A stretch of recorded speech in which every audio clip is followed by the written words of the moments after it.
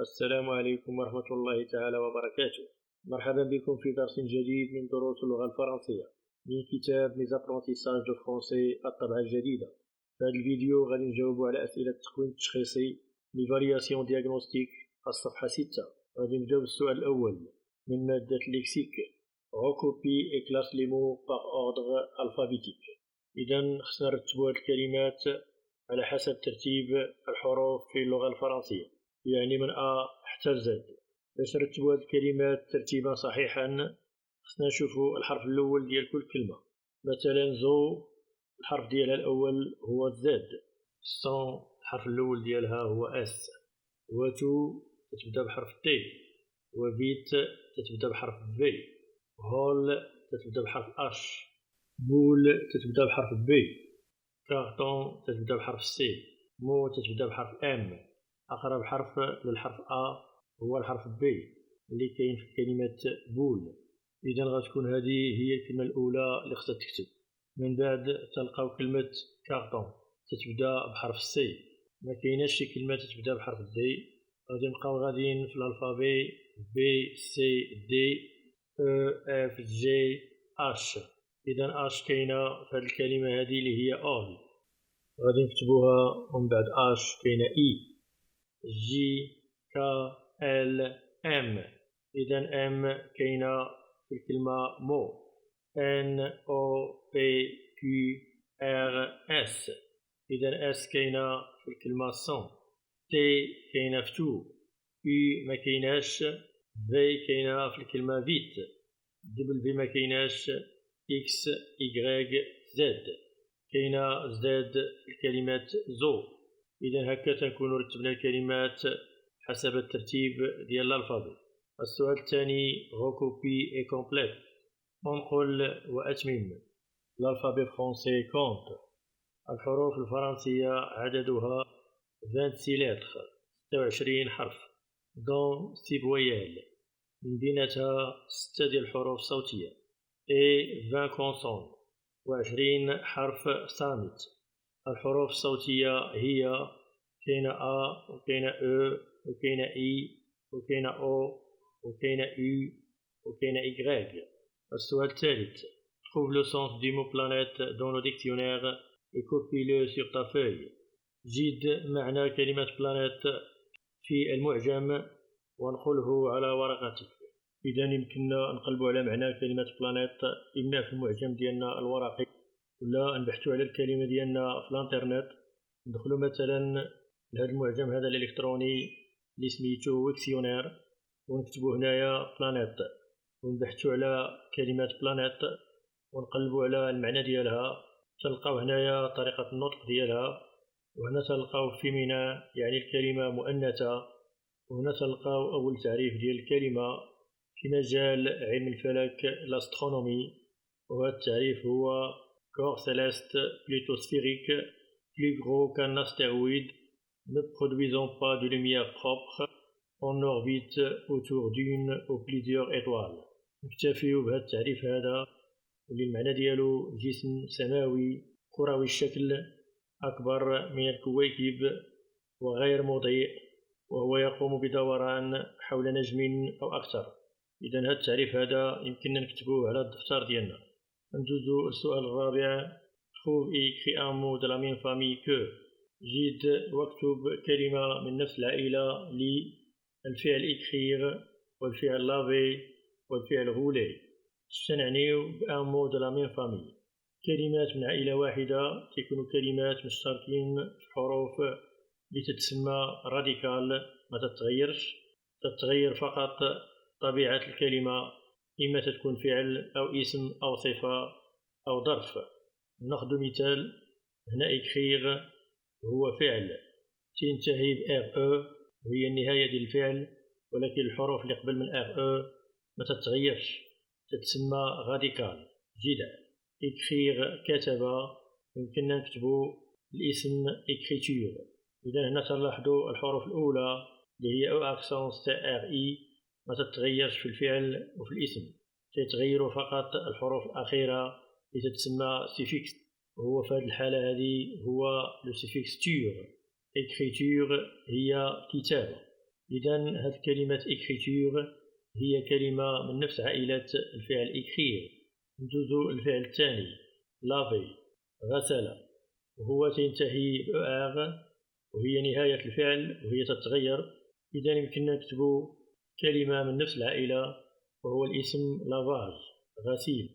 إذا تلاحظوا بأن الحروف L أو V ما تغيراتش في الكلمتين، تتسمى غاديكال، وزدنا غير لو سيفيكس اللي هو آج. ونجيو الفعل غولي، هو كذلك ينتهي بأغ، غادي نحيدو أغ وغادي نكتبو اسم مثلا غولمون ومعناه دوران أو تدحرج. إذا زدنا الحروف E M E N T باش نعبرو على الاسم غولمون، واحتفظنا بجذع الكلمة اللي هو غول. السؤال 5 recopie en associant chaque mot à son synonyme. ونقول مع ربط كل كلمة مع مرادفها. إذا غادي نكتبو هاد الكلمات ونربطو كل كلمة بالمرادف ديالها. فعل أمي أحب، وغادي نقلبو على المرادف ديالو. إيزي معناها سهل أو يعيش في رفاهية. غرو غليظ، كوستو ضخم وقوي، كونتون فرحان، صغير يعتز ويفضل، فور قوي، مينيسكول صغير، ريش غني، أوباز سمين، بتي صغير، جي سعيد. إذا من هذه التعريف هذه تلاحظوا بأن مرادف إيمي هو صغير. ثم تندوز الكلمة الثانية إيزي واللي عندها معنى ديال الرفاهية ومرادفها غيش. ندوزو الكلمة الثالثة وهي غرو ومعناها سمين، إذا المرادف ديالها هو أوباز. الكلمة الموالية كوستو قوي ومرادفها هنا فور قوي. ثم نجد كلمة كونتون فرحان ومرادفها جي. ثم مينيسكول صغير ومرادفها بتي. ندوزو السؤال 6 recopie et ajoute un préfixe pour obtenir un autre mot. ونقول وأضيف أحرف سابقة للحصول على كلمة أخرى، مثلا legal ومعناها شرعي أو قانوني. إلا ضفنا لها الحرف E والحرف L غادي تولي illegal ومعناها غير قانوني أو غير شرعي، وهي ضد الكلمة الأولى. ثم تنوجد فعل مونتي ومعناه صعد أو ركب. إلا ضفنا له البريفيكس دي غادي يولي ديمونتي ومعناه فكك.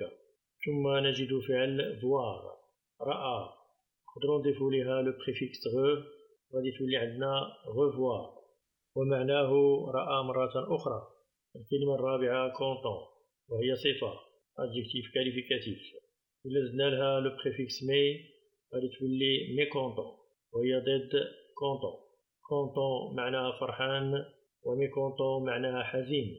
ثم نجد فعل فاعل، نقدروا نضيفوا ليه البريفيكس غ غادي يولي غفاغ.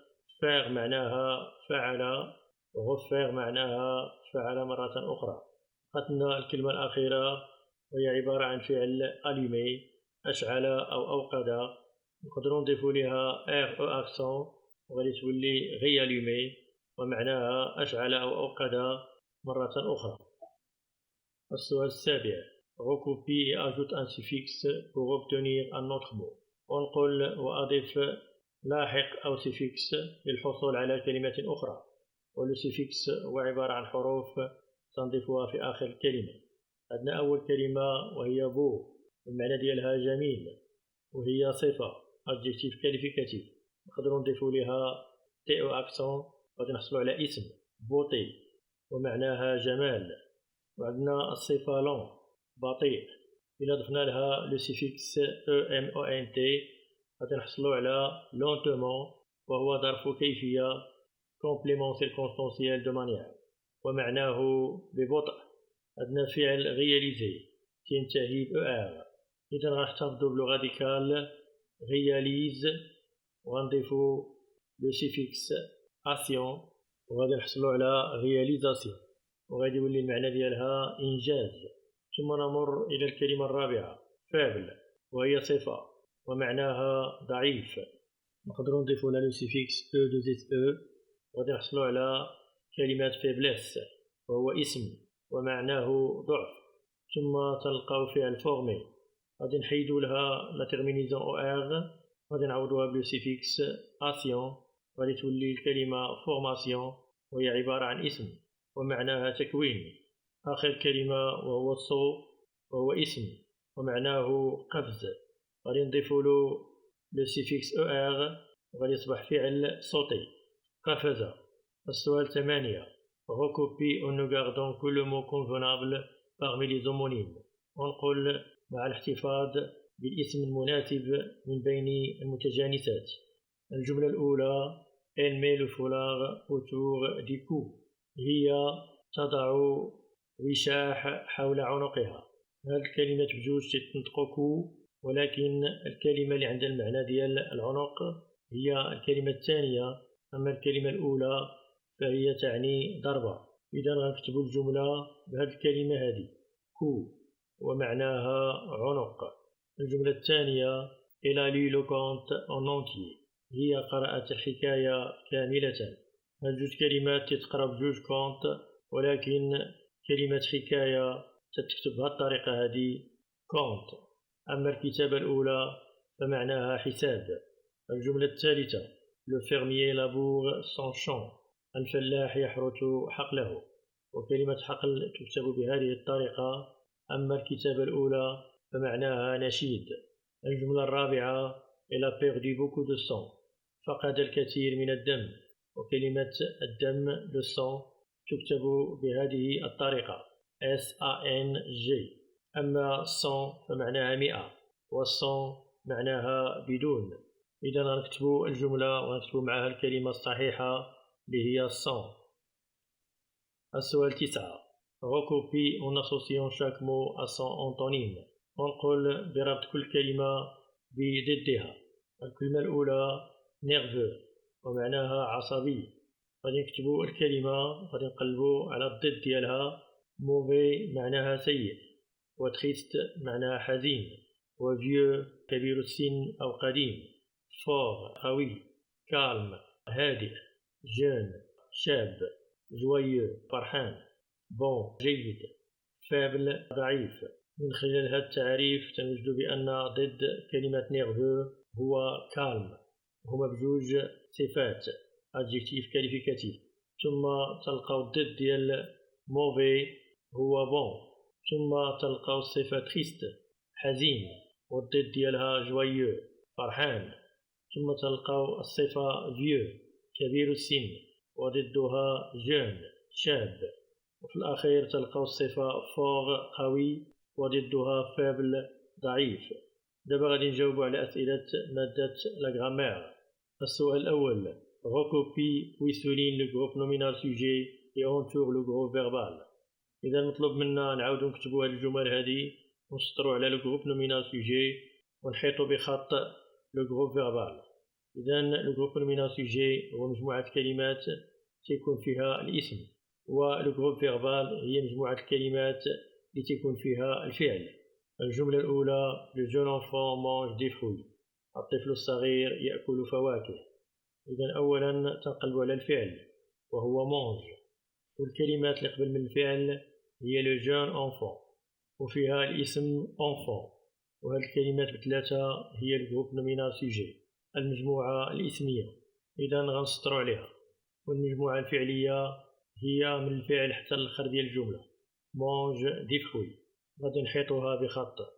الجملة ب رحيم se brosse les dents. رحيم ينظف الأسنان. الفعل هو se brosse. الجروب نومينال سوجي في هذه الجملة هو عبارة عن كلمة واحدة وهي اسم شخصي non propre.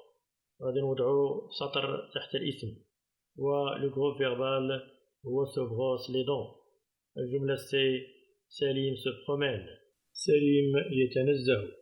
الجروب نومينال سوجي هو سليم، غادي نسطرو عليه. والجروب فيربال هو se promène وهو فعل برونومينال. الجملة دي ما سور رانج سون لي. أختي ترتب سريرها. الجروب نومينال سوجي هو ما سور، والجروب فيربال هو رانج سون لي. الفعل هو رانج في الجروب فيربال، والاسم هو سور في الجروب نومينال سوجي. الجملة E Les filles et les garçons jouent au ballon. الفتيات والفتيان يلعبون الكرة. إذا le groupe nominal sujet هو les filles et les garçons. le groupe verbal هو joue au ballon. فيها الفعل joue. الجملة الأخيرة كريم attrape le ballon avec les mains. كريم يلتقط الكرة باليدين. le groupe nominal sujet le nom propre كريم. le groupe verbal هو attrape le ballon avec les mains والفعل هو attrape. السؤال الثاني recopie et donne le type de chaque phrase. ونقول واعطي نوع كل جملة. احنا تنعرفوا بأنه كاين 4 أنواع ديال الجمل. نشوفوا الجملة الأولى où se trouve la pharmacie. أين توجد الصيدلية؟ هذه الجملة عبارة عن سؤال وتنتهي بعلامة استفهام. إذا هذه الجملة هذه هي جملة استفهامية phrase interrogative. الجملة ب quelle belle villa. يا لها من فيلا جميلة. إذا هذه جملة تعجبية من phrase exclamative تنتهي بعلامة تعجب وتتبدأ بكلمة تعبر على التعجب مثل هذه الكلمة هذه quelle.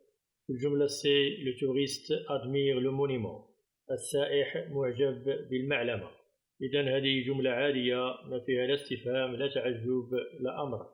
إذا هي جملة تصريحية أو phrase déclarative.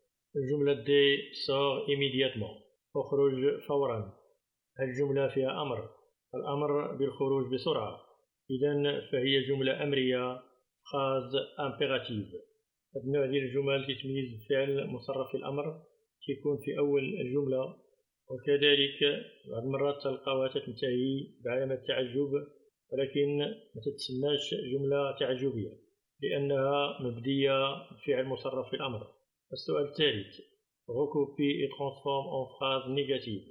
ونقول وحول إلى جمل منفية. الجملة الأولى le libraire travaille le samedi. الكتبي يعمل يوم السبت. هذه جملة مثبتة phrase déclarative. غادي نحولوها جملة منفية phrase négative. باش تولي منفية غادي نوضعو كلمة ne قبل الفعل اللي هو travail وكلمة pas بعد الفعل. غادي تصبح الجملة le libraire ne travaille pas le samedi. الكتبي لا يعمل يوم السبت. الجملة الثانية les élèves ont cherché des champignons. التلاميذ بحثوا عن الفطر. هنا عندنا الفعل chercher مصرف في زمن le passé composé وهو زمن مركب. أداة النفي في هذه الحالة هذه ما تتحيطش بالفعل ولكن تتحيط بالفعل المساعد اللي هو هنايا on. إذا غنوضعو ان apostrophe قبل الفعل المساعد on وغادي نوضعو كلمة pas بعد الفعل المساعد. وضعنا ان apostrophe بلاصة ne لأن الفعل المساعد on تبدأ بحرف صوتي o. إذا غتقرأ الجملة les élèves n'ont pas cherché des champignons. التلاميذ لم يبحثوا عن الفطر. غادي ندوزو للسؤال الرابع recopie et transforme en phrase affirmative. ونقول وحول إلى جمل مثبتة. ونطلب منا في هذا السؤال هو تحويل جمل منفية إلى جمل مثبتة العكس ديال السؤال 3. الجملة الأولى les boutiques ne sont pas ouvertes. المحلات غير مفتوحة. غادي نحيدو أداة النفي اللي هي في هذه الجملة هذه ne pas وغادي تصبح الجملة les boutiques sont ouvertes. المحلات مفتوحة. إذا أصبحت الجملة مثبتة بدون عبارة النفي. الجملة ب سليم ne viendra plus à l'école. سليم لن يعود مرة أخرى إلى المدرسة. إذا أداة النفي في هذه الجملة هي ne plus. إلا بغينا نحولوها الجملة مثبتة غادي نعوضو كلمة plus وكلمة encore. غادي تصبح الجملة سليم viendra encore à l'école. سليم سيعود مرة أخرى إلى المدرسة. السؤال الخامس recopie puis souligne le COI et entoure le COD. ونقول ثم سطر على المفعول به غير المباشر COI وأحط بخط المفعول به المباشر أو le COD. الجملة الأولى سليم écrit une lettre. سليم يكتب رسالة. الفعل في هذه الجملة هو écrit. وباش نعرفوا واش كاين COI أو COD في هذه الجملة تنشوفوا بعد الفعل واش كاين شي حرف ولا لا مثل A avec accent أو de. إذا لقينا حرف تنعرفوا بأننا عندنا COI مفعول به غير مباشر. وإلا ما لقيناش الحرف تنعرفوا بأن عندنا COD. في هذه الجملة ما كاينش حرف، إذا عندنا سي و دي، وباش نعرفوا فين هو سي و دي تنجاوبوا على السؤال سليم إكري كوا، سليم يكتب ماذا؟ الجواب سليم إكري إون لاتر، إذا إون لاتر هي سي و دي. الجملة الثانية il parle de son enfance، تتكلم عن طفولتها. بعد الفعل تنوجد الحرف دو. في هذه الجملة إذن كاين سي و إي، مفعول به غير مباشر، اللي هو الجواب على السؤال il parle de quoi، تتكلم عن ماذا؟ الجواب هو اللي غيكون سي و إي il parle de son enfance، إذن de son enfance هو سي و إي. الجملة الثالثة il pense à ses amis، يفكر في أصدقائه. الفعل في هذه الجملة هو pense، وبعده كاين الحرف أ افيك أكسون، إذا عندنا هنايا سي و إي اللي تيجاوب على السؤال il pense à qui. استعملنا هنايا في السؤال كي لأننا تنسولو على أشخاص وماشي على أشياء، إلا كنا تنسولو على أشياء تنستعملو كوا، وهنايا عندنا الحرف أ افيك أكسون، إذا نسطرو على سي و إي اللي هو أ سي زامي. الجملة الرابعة vous mangez des dattes، تأكلون التمر، إذا الفعل هو مونجي وموراه ما كاينش حرف، إذا عندنا هنايا سي و دي اللي تيجاوب على السؤال vous mangez كوا، لأن المفعول به عبارة عن شيء. الجواب على هذا السؤال هو vous mangez des dattes، إذا سي و دي غيكون هو دي دات.